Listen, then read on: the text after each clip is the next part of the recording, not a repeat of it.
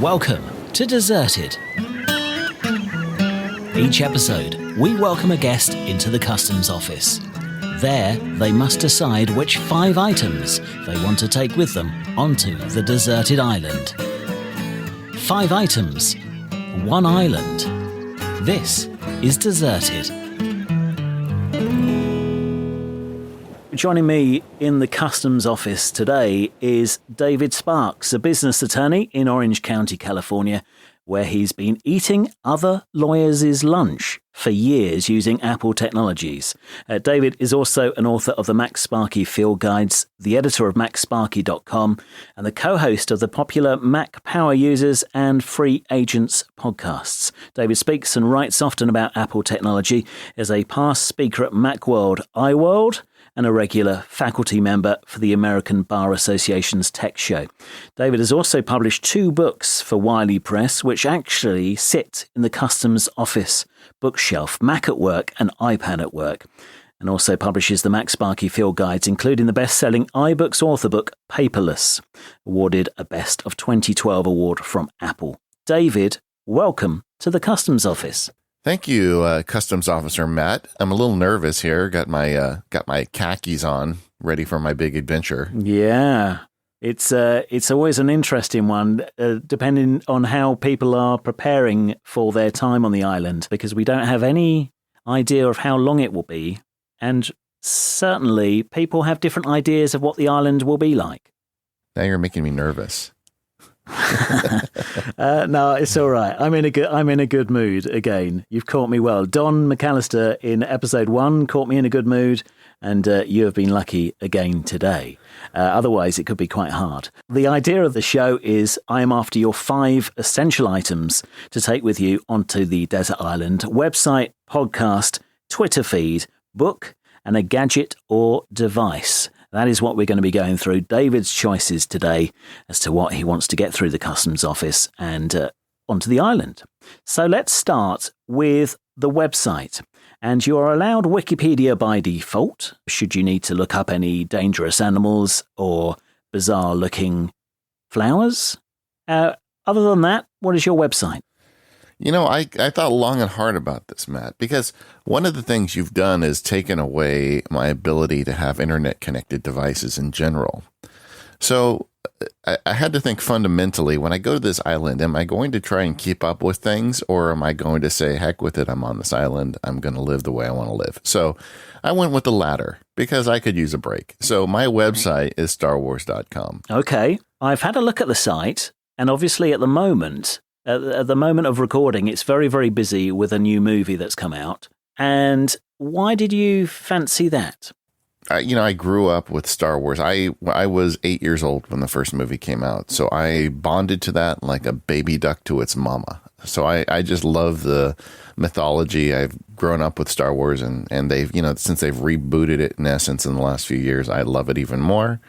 And I'm going to need something to distract me while I'm on that island. So I thought Star Wars, if I'm going to pick something to go along with me to distract me, I thought a galaxy far, far away and a long time ago would be a pretty good place to go. And StarWars.com is kind of the ground zero of all of that, so I can keep up with whatever's new and happening over there in Star Wars. Okay, and you don't think you're going to miss it because you won't be able to go and see the movies? Well, yeah, it's stuck, yes. But they'll have trailers, and, I'll be able to get something out of that. It actually impacted 2 of my picks. See, I was strategic about this. Yeah, there is a kind of a theme to your picks, but we'll find those out later on. StarWars.com. I'm having a look at the restrictions on the poster up here on the wall of the customs office. Movies and TV on demand. It doesn't quite go there because it's just trailers, isn't it? Yes. There's no way you can watch a movie. There is no way. I'm okay. I think you're okay. I think we'll give a stamp to StarWars.com just to kind of take you away from the island and sort of whisk you away from whatever perils or issues you're having whilst you're on the island. Well, that's good, because I was a little worried about that one. No, I like it. I'm not quite sure. Another unknown is the bandwidth on the island, because it did seem to be quite a bandwidth intensive website. Needed a big old pipe, but We'll see. We'll see how the island Wi-Fi gets on with that. Well, even though if I can't get the full trailers, I'll take them in the old 1980s, postage stamp size. I'll just go back to my roots entirely. Yeah. Feel like you're watching something out of Microsoft Encarta on CD-ROM. There you go. All right. So that's StarWars.com, allowed into the desert island as David Sparks' website. Still to come, Twitter feed, we find out, and there'll be a theme there, a book and a gadget or device. But next, what podcasts are you going to put in your ears? Well, this is another part of my strategy. I think when you get on that island, you're going to be pretty lonely. And I wanted to have something a little spiritual with me. I thought something to kind of help me deal with that. I've seen one guy go on an island and he started talking to a coconut, and I don't want to be that guy. So I thought, well, I need something. And there's a great podcast called Audio Dharma, and it's a Buddhist based podcast, but really, honestly, it's a lot of good advice. I mean, Buddhism.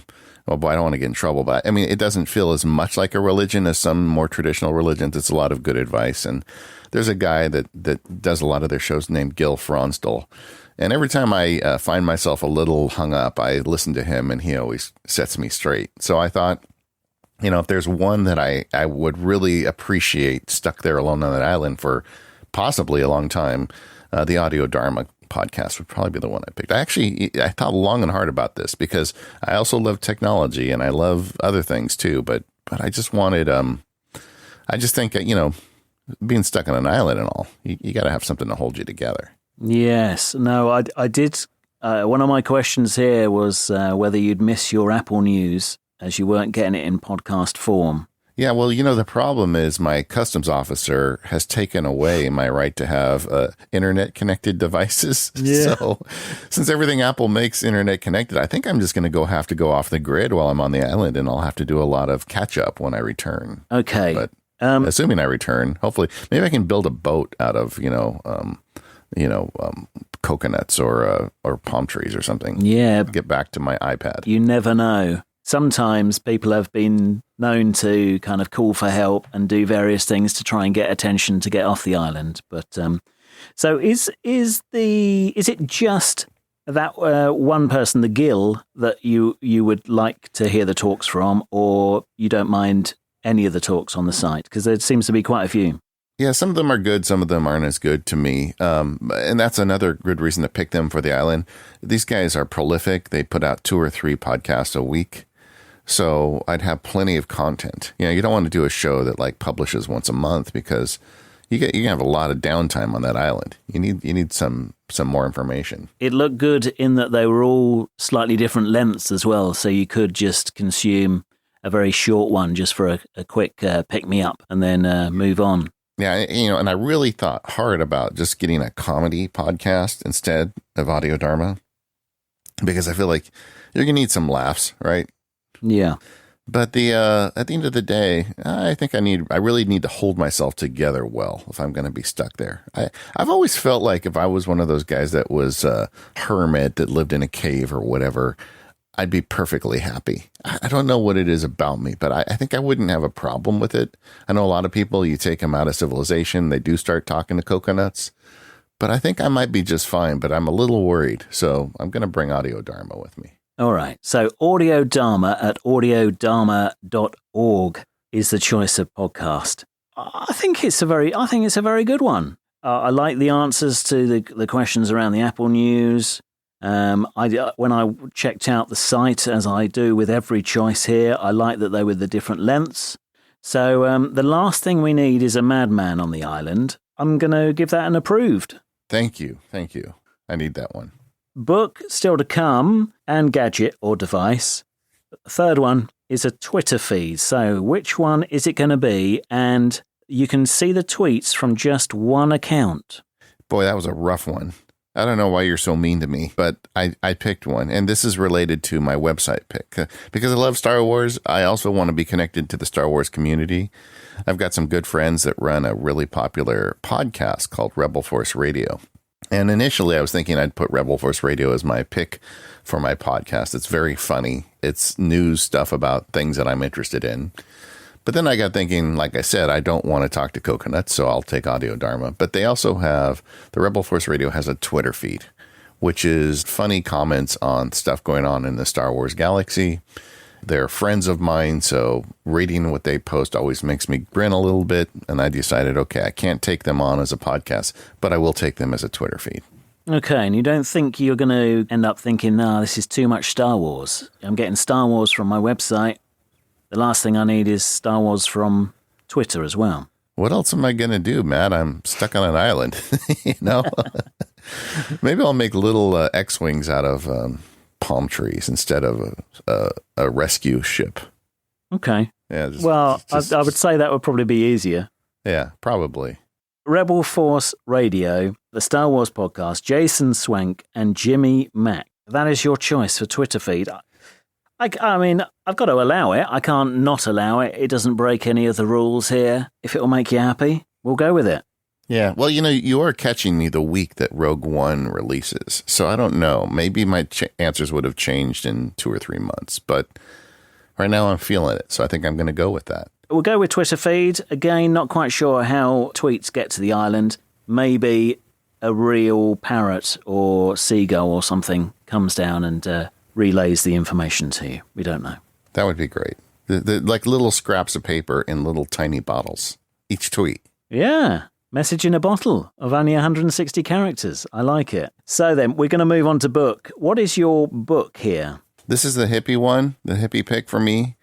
When I was in high school, I had a high school teacher just give me this book to read. And at the time, I was pretty young, but it had a big impact on me. And just recently, I was going through cleaning out some books and found this book, and read through it and read all my scribblings as an 18-year-old that I wrote in the margins, which made me giggle a little bit. The book is called The Myth of Sisyphus by Albert Camus. So it's, like I said, it's my hippie pick. The book is an interesting book. He talks about, it's, okay, I'm going to get heavy from it. It's a book about suicide, really. It talks about, why are we alive? Why is this race worth racing? And, kind of makes his argument as to why. And some people read this book and find it extremely depressing. I read the book and I find it uplifting, that like we are on an adventure, grand adventure together, and we should all take it. Once again, there's guys that go on islands and talk to coconuts. So I thought this would be a good book to kind of remind me that I need to make the most out of this island you're about to stick me on. It's not going to make you think about committing suicide, is it? No, not at all. Okay. In the research that I've done just to make sure that it was all kosher, I found that it mentioned here man's futile search for meaning, unity, and clarity in the face of an unintelligible world devoid of God and eternal truths or values. That's deep. That is deep. And do you think it's a book that you will reread over and over again, or do you think it's a read once and then kind of kindling afterwards? I would like to read it again. Like I said, last time I read it, I was 18 years old. So I would like to read it again just to see what impression it makes on me. When I was 18 and I read it, the impression it left on me was about, because I think the summary you read isn't really fair to the book. Okay. He was under the assumption that, life is futile. It's boy, I don't know if I should have picked this. It's too deep probably for a podcast, but he was under this impression that, there is this futility to life. And so why do we even bother living? And then at the end, he kind of comes around to explaining why. And I guess because I'm an optimist, I'm a glass half full kind of guy. I read the book, and my take from it as an 18-year-old was, wow, no matter what in life you are up against or what you are thinking, it is an amazing adventure that you are on, and why don't you make the most of it? So that's the way I read it, and I hope it would have the same impact on me as I'm sitting lonely in the island, maybe in the rain under my little self-built hut with palm fronds to keep the rain out. Is it a big book? A long book? It's a short book. I also was thinking, like, do I bring like the Harry Potter series or, I don't know. But this one kind of went hand in hand with the Audio Dharma pick. I needed something to kind of make sure I can hold myself together, because you never really were very specific about how long you're leaving me on this island. No one knows, I'm afraid. Would it be a book or a ebook? Well, I assumed it would be a book because the customs rules are so specific about digital devices. Okay, well, it can be a printed book or an ebook, but it's always interesting to find out. I mean, it would just be the one book. Don't get me wrong. If you were to take an ebook reader there, it would just have that one book on and no opportunity to have another book. Well, since I probably don't have any electricity there, I'll go ahead and just bring it as a book. In fact, I'm going to bring the one that I annotated as an 18-year-old. Because I'm getting no end of glee out of reading how dumb I was as an 18-year-old writing stuff in the Martians. I can well imagine that as well. I'm trying to think back of some of my books, but it'd probably just be question marks and things in there. We're gonna let that one go through. There's no danger of it making you down or too depressed, and I think it will be interesting to give yourself time to, as you say, read through, have a look at the comments that you'd written down, scribbled down as an 18-year-old, and see how your mind had changed. And maybe your mind might change over the course of your time on the island. It may. It just may. Leaving a man alone with his thoughts is a dangerous thing. It's all right, because you'll be able to jump into Star Wars world and get excited again. There we go. By going back to your website. Yes. Or stick your podcast on for something else mind-altering. Let's do your final one, your final item that you can take in your small little bag onto the island. A gadget or device. Cannot be a computer, mobile phone, or any other broadcast communications or internet access device. What are you going to take? Something sensible or silly? You know, I really thought about this because I am a digital animal. I love my electronic gizmos, and every day I spend hours with computers and iPads and various devices. In fact, I make a good portion of my living talking about this stuff. But the rules of this island are very clear that I'm not going to really be able to use that stuff much. So I decided at the end I'd be practical. And I have a Leatherman that I carry around when I do gardening and stuff. And that kind of inspired me a little bit. I was thinking if I was on the island, I'd need some kind of tool. And I only get one thing. So I would get the biggest loaded Leatherman you can get, you know, with a knife and, you know, pliers and all kinds of things. So I can, you know, make my X-Wing out of coconuts. When I saw this listed down, I obviously had to check it for issues. And I found a Leatherman Charge TTI Damascus blade with 19 tools in it. So I wondered whether or not that could be a good one for you. That sounds pretty sexy to me. I think I might need that one. The knife blade, I didn't know how big you wanted your knife blade to be. This is only, for us English, 7.37 centimeters. So it's not very long, but I think that should be enough. Yeah, I could tie it to the end of a stick and I could catch a fish with it, right? Yeah. There we go. It's got everything, including various screwdrivers. Do you wear glasses, do you, David? I do, as a matter of fact. So it's got a little screwdriver bit for eyeglasses. So yeah, that would be important to me. You'll be all right on that. Stainless steel body, fixed lanyard ring, and a quick release lanyard ring too, and a removable pocket clip. Thought that was up your street. Yeah, I think I need that. Although I don't know if I'd wear pants because I'm on the island, and I just may not. Who knows? It depends. The summer months, the insects are out, so I'd cover up. I didn't even think about that. Wow. I'd cover up. I'm bringing long pants. I'm going to bring those pants that you can have a zipper on them. You can zip the legs off or on. You know what I'm talking about. Good idea. So a loaded Leatherman knife with various bits and pieces, strippers, crimpers, screwdrivers, bits, scissors, wood, diamond-coated file. Although I don't know what I'm going to use the screwdriver for, except my glasses. But yeah, or getting into a coconut. If it's got a kind of a there we go. wide edge, we might be able to do that. There you go. All right. And this one is manufactured in Alabama. So buying from the US. That'll make somebody happy. Someone in Alabama, probably. Yeah. Right then, a Leatherman. I think that's a very practical idea. Some people on the island bring silly things, but that's a very sensible one. And I think you are going to need it on the island. So that's allowed. A loaded Leatherman. I'm in for the long haul, brother. Yeah, you go for it. I'm sure you will be all right. Do you think you will enjoy your time on the island? I'm certain I will enjoy the first couple months. After that, I'm not sure. I guess we'll find out. Will I be able to send messages out? You can send them out. It's unclear whether or not they'll be able to make it anywhere else. Yeah, that's true. I'll miss my family a lot. That's going to be rough. I used to, when my kids were younger, occasionally my wife would go to this convention every summer, and so she would go to Chicago for a week, and then my kids would go with my sister and my mother. They called it Camp Grandma. So for 1 week a year, I had the house to myself, and for the first day or two, I was living high. I was watching movies where things were getting blown up and people were getting shot and having a great time. And like about the third day, I got lonely. So I am a little afraid now. Well, I wish you well. All of David's choices are at desertedpodcast.com/David Sparks. If you want to find out more, links to all of his choices are there. All that's left for me to say is, David, thank you for coming to the Customs Office. Some good choices. I do hope you enjoy your time there. Well, thank you for having me, Matt. I'm looking forward to my forced vacation. Thanks for listening to Deserted. To listen to previous episodes, either subscribe in Apple Podcasts, your podcast app of choice, or head to desertedpodcast.com.